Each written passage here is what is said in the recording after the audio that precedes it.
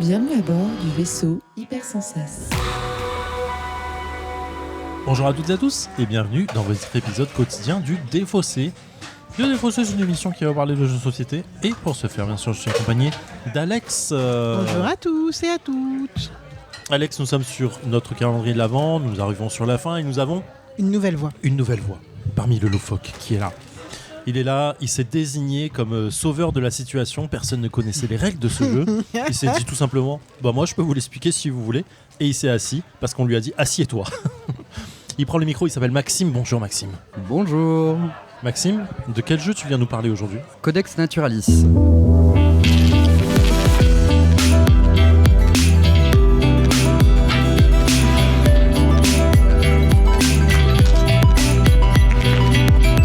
Donc le Défaussé en 3 parties. Dans une première partie, Maxime va nous faire le plaisir, le bonheur et la joie de nous expliquer Codex Naturalis, un très beau jeu.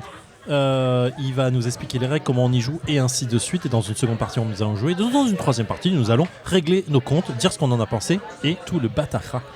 Maxime, quel est donc ce jeu et comment on y joue ? C'est un jeu dans lequel il va falloir faire des combos de cartes. On va retrouver 4 types de cartes différents, donc des cartes animaux, insectes, champignons et flore.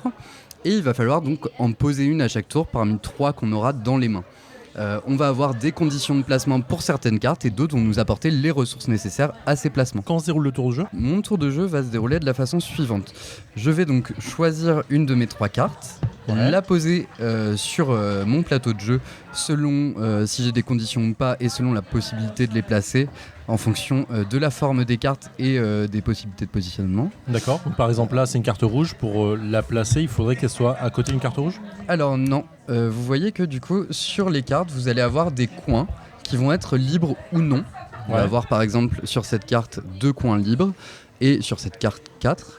Ça veut dire que je vais pouvoir placer en fait la carte là où il y a des coins de libre. Donc là par exemple si je décide de placer celle-là, il faudrait que je la place sur un coin libre. D'accord. En revanche, une future carte, je ne pourrais pas la placer là où le dessin est plein et où il n'y a pas d'emplacement. Donc, D'accord, ok. Je ne pourrais pas faire. Ouais, alors pour imaginer un petit peu pour les auditeurs et auditrices, en effet, c'est des cartes avec. En fait, c'est comme tu l'as dit, mais en gros, 4 cartes, les 4 coins d'une carte. Soit les corners sont soit représentés avec vraiment des emplacements, ça se voit, qu'on peut placer dessus, ou alors il y a le dessin qui prend le coin complet l'image qui est au centre de l'image s'étend jusqu'au coin, et là on sait qu'on ne va pas pouvoir mettre de cartes dessus. Donc on va retrouver 2 types de cartes dans ce jeu, des cartes ressources en fait qui vont nous permettre d'obtenir des petits symboles correspondant aux 4 ressources disponibles, et des cartes dorures, qui vont avoir des conditions de placement qu'on va retrouver en bas de la carte. Donc, par exemple, là, sur l'exemple de la carte rouge, on voit qu'il y a 3 petits champignons qui sont dessinés en bas de la carte. Ça veut dire que je vais devoir avoir sur mon plateau personnel 3 champignons visibles avant de poser la carte. En revanche, je peux recouvrir un des champignons au moment où je pose la carte et donc avoir les ressources uniquement pour le tour où je joue. Qu'est-ce qui met fin à la partie du coup ? Comme on peut voir sur certaines cartes, en haut des cartes, on va retrouver un petit symbole doré avec un nombre de points de victoire qui peut être soit directement un point de victoire noté comme 1 ou 3, ou alors des points de victoire qui vont correspondre à des objectifs ou à des symboles qu'on va retrouver dans le jeu. On va avoir par exemple des plumes, des flacons ou des parchemins. Et on va avoir également des objectifs de fin de partie à remplir, 2 qui seront visibles par tous les joueurs et 1 qu'on va avoir sélectionné au début de notre partie.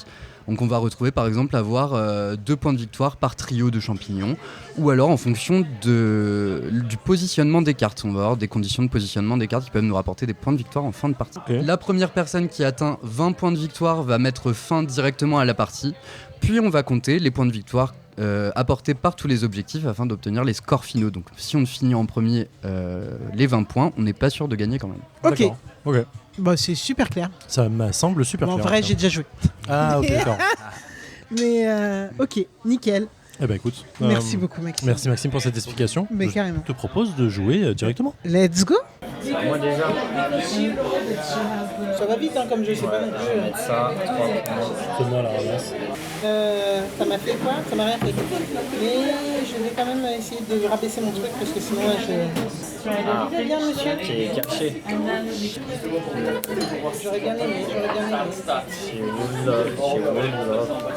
Ok, ça me fait 6 puntos.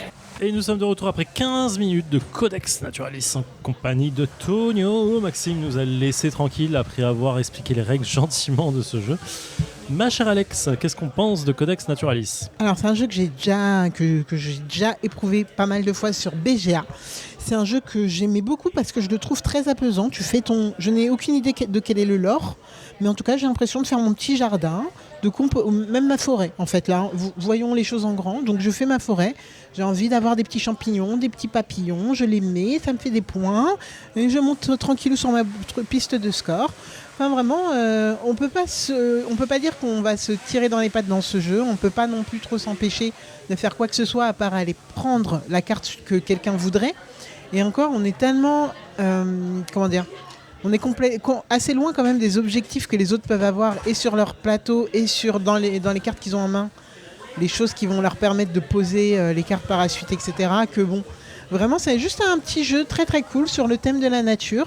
Comme il y en a 100, hein, je vais pas dire qu'il renouvelle grandement le genre, mais c'est un jeu que je prenais plaisir à faire sur BGA, que là je pense qu'on vient de relancer ma petite hype et donc je vais retourner sur dès ce soir je vais sans doute lancer une petite partie sur BGA.